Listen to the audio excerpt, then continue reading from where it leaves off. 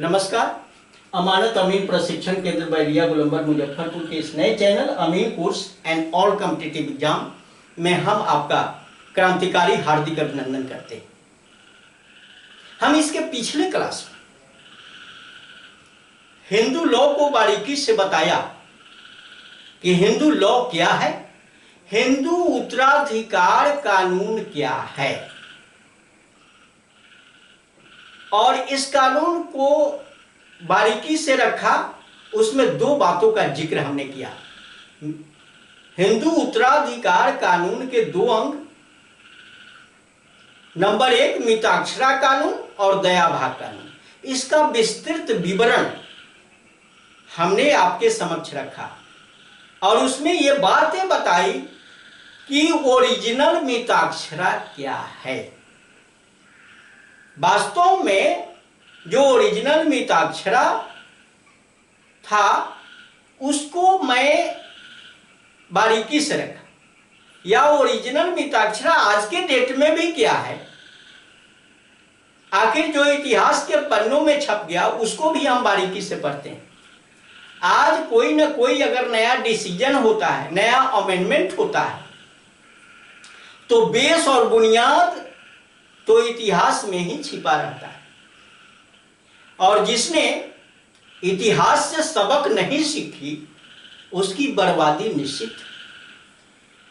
तो उस ओरिजिनल मिताक्षरा में संशोधन हुआ, उस धारा में अमेंडमेंट हुआ। कब अमेंडमेंट हुआ, कौन कौन सा डेट आया, मैं बारीकी से अभी बताऊंगा इस क्लास में। आप बारीकी से उसे समझें, सीखें और अपने गुणवत्ता में 4 चांद लगाएं। तो चलिए स्टार्ट करते हैं। पहले प्रश्न डाल लेते हैं कि हिंदू उत्तराधिकार कानून में क्या संशोधन किए गए, चाहे क्या क्या संशोधन हुए। तो चलिए शुरू करते हैं, प्रश्न लिख लेते हैं। प्रश्न है, हिंदू उत्तराधिकार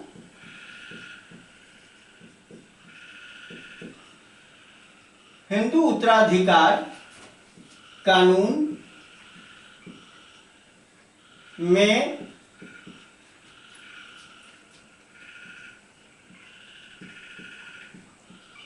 क्या क्या संशोधन हुए।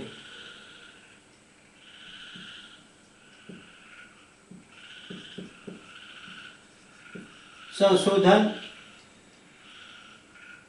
किए गए।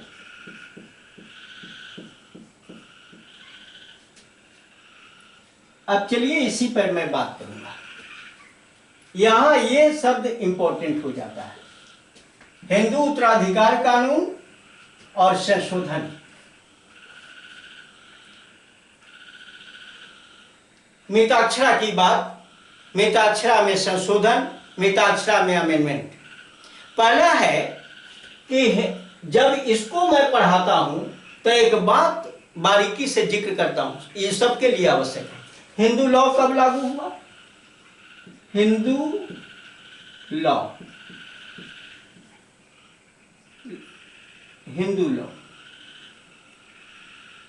लागू कब लागू हुआ है? डेट याद रखना, 16/6/1956, ये याद रखना। अब चलिए जो अमेंडमेंट की बात है, पहले धारा देख लेते हैं कि उत्तराधिकार से रिलेटेड धारा कौन सी है। संविधान की धारा पर बात करेंगे। धारा 61A, ये धारा है हिंदू उत्तराधिकार कानून से रिलेटेड, और इसी धारा में अमेंडमेंट किया गया। इस धारा में, संविधान की धारा में सुधार किया जाता है। जो पहला सुधार आया वह सुधार था 9 सितंबर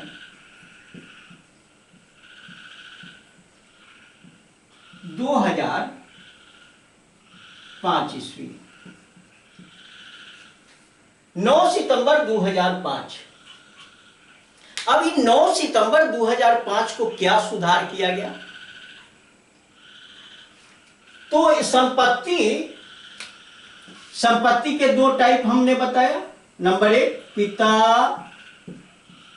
द्वारा स्वयं अर्जित संपत्ति, और दूसरी संपत्ति क्या? पैतृक संपत्ति। यानी नंबर 1 में पिता ने खुद खरीदी हो, यहां पीढ़ी दर पीढ़ी से संपत्ति चली आ रही हो, इसको पैतृक संपत्ति कहेंगे। और ये पिता ने खुद खरीदी हो, खुद संपत्ति अर्जन अपने पैसे से की हो, इसको कहेंगे पिता द्वारा स्वयं अर्जित। 9 सितंबर 2005 में जो डिसीजन आया वो मिताक्षरा में सुधार के लिए आया। हिंदू उत्तराधिकार कानून में संशोधन हुआ कि ये चाहे संपत्ति कोई भी हो, उत्तराधिकारी को बराबर बराबर हिस्सा मिलेगा। बराबर बराबर हिस्सा मिलेगा कहने का मतलब कि मां हो, बेटा हो, बेटी हो, अरे जो भी परिवार में संपत्ति के हकदार हैं सबको बराबर बराबर मिलेगा। जितना प्रॉपर्टी है सदस्य की संख्या से भाग दे दो। पुत्री कैगो है, पुत्र कितना है, सबको जोड़ लो। जोड़ने के बाद भाग दे देते हैं। भाग देने के बाद वो बराबर बराबर सबको मिलेगा। उसमें न किसी को एक अंश ज्यादा न किसी को कम। ओरिजिनल मिताक्षरा में कुछ अंश ज्यादा पुत्र को दिया गया था और पुत्री को कम दिया गया था। यहां पर अमेंडमेंट में सबको बराबर बराबर दिया गया। अब ये मिला इसको। अब यहां तक आप स्पष्ट हो गए, कहीं कोई दिक्कत नहीं कि 9 सितंबर 2005 को संशोधन किया गया। अब 2005 को अब इसमें 2-3 बातें आ गई। एक 1964 है में एक केस किया गया। पिता पर बहुत प्रतिबंध लग गया था। पिता पर प्रतिबंध लगाने के लिए पुत्र ने केस किया कि पिता अगर अपने हिस्सा से अधिक जमीन बेचता हो, पिता को भी जितना मिलेगा उतना ही, पुत्र को उतना ही, पुत्री को सबको बराबर। बात बता दी गई। अब पिता को अगर मान लिया कि अगर ज्यादा पिता बेच लिया तो उस कंडीशन में फिर दिक्कत है। कंडीशन में पुत्र जो है, एक पिता ऐसे ही पहले किया, प्रॉपर्टी जो थी ज्यादा बेच दिया अपने हक से। कारण कि मिताक्षरा कहा था कि आपको एक अंश मिलेगा। ओरिजिनल मिताक्षरा कहा था। अमेंडमेंट तो 2005 में हुआ, जो इधर का मामला है। एक केस हुआ 1964 ईस्वी में, पहला मुकदमा हुआ, नंबर 1। दूसरा है पिता के विरोध में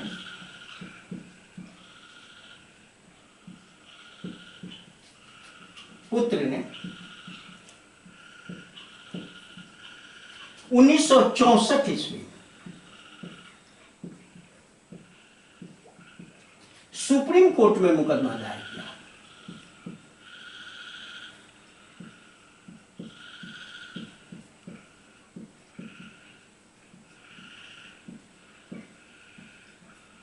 दायर किया। इस मुकदमा में लिखा हुआ था कि पिता ने अपने हिस्सा से ज्यादा जमीन बेच दिया और ये 64 है ईस्वी में केस किया गया था, मुकदमा किया गया था। इसका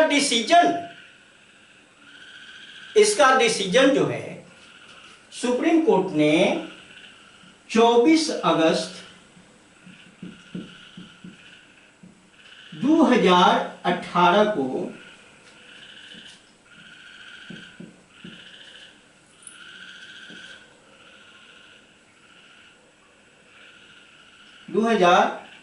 को सुप्रीम कोर्ट का निर्णय, क्या निर्णय में आया, क्या डिसीजन दिया? 24 अगस्त 2018 कि पिता प्रॉपर्टी में से जो भी बेच दे उसका फुली पावर है, कोई भी बेटा उसके एगेंस्ट में मुकदमा दायर नहीं करेगा। पिता क्यों बेचेगा? अब ये बात सुप्रीम कोर्ट की मैं बात स्पष्ट सुना दूं। पिता अपने हक से ज्यादा बेचेगा।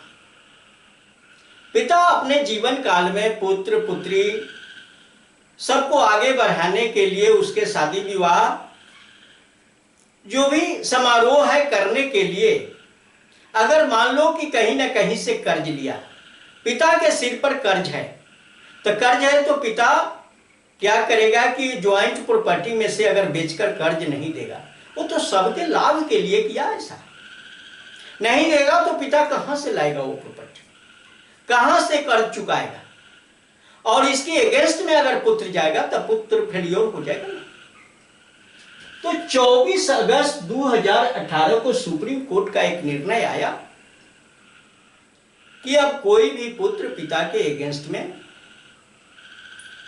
मुकदमा दायर नहीं कर सकता है। पिता कर्ज चुकाने के लिए, अपने बच्चे को आगे बढ़ाने के लिए या अपने रहन सहन के लिए अगर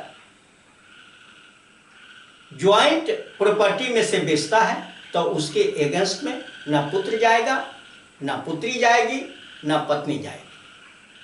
पिता को फुल्ली पावर दिया गया। कब?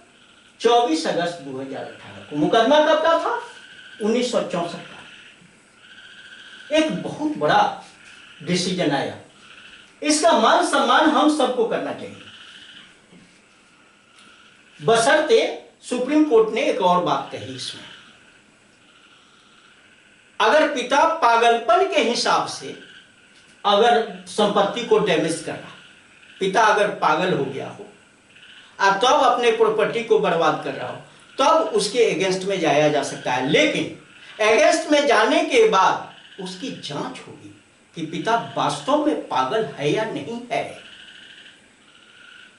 अगर पागल नहीं है और गलत ढंग से आपने पागल करार कर दिया तो आप जेल में ही रह जाएंगे, आपका बेल नहीं होगा। आप जिसने आपको जन्म दिया उसी के साथ बहुत बड़ा धोखाधड़ी और खिलवाड़ की बात आप कर रहे हो, ऐसा सुप्रीम कोर्ट ने कहा। यह निर्णय बड़ा सुगम, और ये 24 अगस्त 2018 को यह निर्णय सुनाया गया। तब से पिता के प्रति ज्यादा, जिसने इस निर्णय को सुना, ज्यादा सम्मान के दृष्टिकोण से देखने लगा। नहीं तो इसके पहले तो पिता का कोई वैल्यू नहीं करता। आज भी वही बात है, और वही बात है इसलिए कि इस निर्णय को आप नहीं जानते। अगर ये निर्णय पढ़ लो तो उसके बाद आपका सारा पारा जो है सो एक बार डाउन हो जाएगा, कुछ नहीं कर पाओगे। इसलिए आदर के साथ, पिता का स्थान है, आदरणीय स्थान है, हम लोग आदर नहीं देंगे फिर कौन आदर देगा? इसलिए सुप्रीम कोर्ट के इस डिसीजन को हम लोगों को सिर पर धारण करना चाहिए। चलिए अब एक और डिसीजन मैं सुना दूं सुप्रीम कोर्ट का, तीसरा। अब यह है, यहां तो 2005 में कहा कि सब जो उत्तराधिकारी हैं सबको बराबर बराबर हिस्सा मिलेगा, कहीं कोई दिक्कत नहीं। एक मुकदमा दायर हुआ 2016 और 2018 में। मुकदमा दायर हुआ प्रकाश बनाम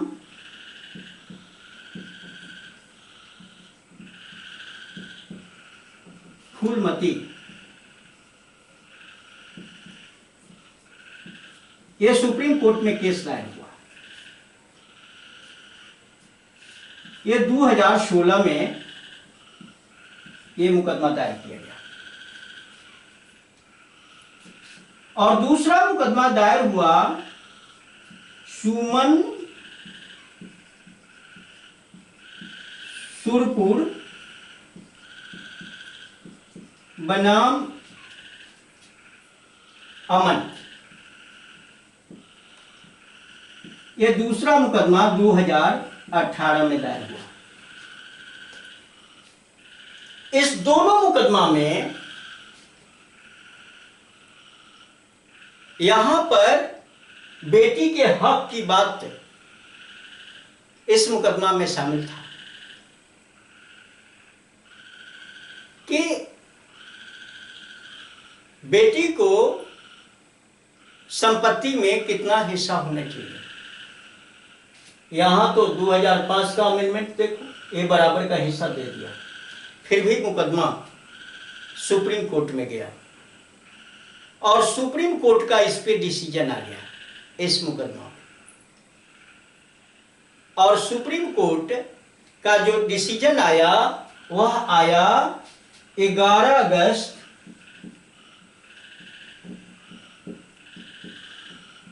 2020 को।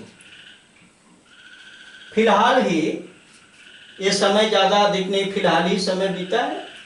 11 अगस्त 2020 को ये दो मुकदमा का डिसीजन आया।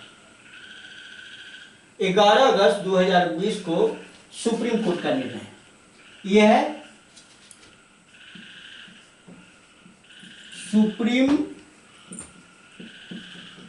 कोर्ट में मुकदमा, ये मुकदमा दायर हुआ और यहां पर आया सुप्रीम कोर्ट का निर्णय। सुप्रीम कोर्ट का निर्णय, डिसीजन। चलो, इस डिसीजन में कहा गया कि चाहे ये बेटी इस डेट से, इस ईस्वी से पहले जन्म ली हो या बाद में जन्म ली हो, संपत्ति पर पूरा पूरा बराबरी का हक है। इस डिसीजन में दिया गया, जो डिसीजन है बराबर का हक मिलेगा उसे। थोड़ा सा जब ये डिसीजन चलने लगा तो पहला डिसीजन थोड़ा संदेहास्पद सुप्रीम कोर्ट का आया। दो जज की पीठ ने एक डिसीजन दिया कि अगर पिता और पुत्री इस डेट को जीवित हों तब यह निर्णय होगा। इसके पहले अगर जन्म लिए हों, इसके पहले पुत्री का जन्म है, तो ये पुत्री का हक में कटौती की जा रही थी। लेकिन तुरंत जज की 3 बेंच की बैठक हुई और 3 सदस्यीय जज का एक बेंच बैठा और इसी मुकदमे में उस संदेह को दूर करते हुए 3 जजों का एक बेंच बैठा। उसमें स्पष्ट किया कि नहीं, बेटी को जन्म सिद्ध यह अधिकार है कि पिता की संपत्ति में से बराबर बराबर हिस्सा मिलेगा। वो चाहे इस समय इसके पहले जन्म लिया हो या बाद में जन्म लिया हो, जब भी जन्म लिया हो बराबर बराबर का हकदार है। ये बात, ये निर्णय सुप्रीम कोर्ट का आया। कब आया? 11 अगस्त 2020 को। 11 अगस्त 2020 को जब निर्णय सुना दिया गया, ये दोनों मुकदमा सामने आपको रखा गया, इसका निर्णय 2020 में हो गया। अब बेटी को भी बराबर का हक मिल गया। हक तो यहां मिला हुआ था, लेकिन एक शर्त रख दिया। इस निर्णय सुनाने के बाद एक शर्त रखा यहां पर। एक शर्त क्या रखा? शर्त रखा गया कि 20 दिसंबर 2004 20 दिसंबर 2004 ईस्वी के पहले अगर संपत्ति बेच दी गई हो या वसीयतनामा दे दी गई हो या केवल या गिफ्ट रूप में किसी को दे दिया गया हो या दान स्वरूप किसी को दे दिया गया हो या इकरारनामा प्रपत्र के द्वारा दे दिया गया हो, तब पुत्री को हक नहीं है मुकदमा लड़ने का अपने अधिकार को हासिल करने के लिए। यानी किसी न किसी रूप में इस डेट से पहले वह प्रॉपर्टी अगर कानूनी टैग से बंध चुका हो, कानूनी रूप से बंधन में बंध चुका हो, कानूनी रूप से जो बंधन है उस बंधन में अगर बंध गया हुआ जमीन, तो उस कंडीशन में बेटी अपना अधिकार नहीं खोज सकती। अगर खोजेगी तो खाली हाथ लौटना पड़ेगा। अगर प्रॉपर्टी है पिता के पास तब उसे बराबर बराबर हिस्सा मिलेगा। ये निर्णय 11 अगस्त 2020 को किया गया। इस डेट को एक शर्त रखा गया, जिस शर्त को मैं बारीकी से बताया। अब आप मोटा मोटी जो भी हमने बताया उसमें पिता का फुली पावर जमीन पर दे दिया गया। अब उस पावर को आप हटा नहीं पाओगे, कारण कि बुजुर्ग को लोग सम्मान देना बंद कर दिया था। पिता के महत्व को कमी होती जा रही थी, इसलिए सुप्रीम कोर्ट ने स्थान दिया। और दूसरा, बेटी की अवहेलना की जा रही थी, इसलिए सुप्रीम कोर्ट ने ऐसा डिसीजन देकर और बराबरी का हक बेटा बेटी दोनों एक समान, ऐसा सुप्रीम कोर्ट के दिमाग में, और ऐसा होना भी चाहिए, क्योंकि समाज में बराबरी का हक अगर मिलता है तो जिस तरह से बेटा को आगे बढ़ने का हक है उसी तरह से बेटी को भी आगे बढ़ने का हक। दोनों एक ही प्रकार की संतान है, किसी में भेद नहीं, सब भगवान की ही संतान है, सब ईश्वर की संतान है। इसलिए नजरिया एक रहना चाहिए, एक ढंग से ही सबको देखना चाहिए, यही इसी में भलाई है। तो चलिए, ये अमेंडमेंट कहाँ कहाँ हुआ और क्या क्या अमेंडमेंट हुआ, मैं उस पर बारीकी से इस वीडियो में बात की आपके साथ। और मैं समझता हूं कि अगर ये वीडियो आपको अच्छा लगा, ये वीडियो अगर आपके लिए उपयोगी है, ये वीडियो आपको एक नया ज्ञान दे रहा हो, तो इस वीडियो को लाइक करें, अपने मित्रों के साथ शेयर करें। और मेरे नए चैनल इसलिए कहते हैं कि एक पुराना चैनल भी यूट्यूब पर मेरा है, अमीन कोर्स का, यही नाम भी है। यहाँ नाम में थोड़ा सा टाइटल जोड़ दिया गया है। और नया चैनल मेरा बनेगा अमीन course and all competitive exam. जिस तरह से पुराने चैनल को मान सम्मान आपने दिया, हमें काफ़ी खुशी है, उस तरह से आप नए चैनल को भी मान सम्मान देंगे। ये सारा वीडियो हम नए चैनल पर लोड करेंगे और आपको इसका लाभ भी मिलेगा। तो चलिए, अगर इस चैनल से आपको लाभ मिल रहा है तो हमारे इस नए चैनल अमीन कोर्स ऑल कॉम्पिटिटिव एग्जाम को सब्सक्राइब करें। बहुत बहुत धन्यवाद। जय हिंद।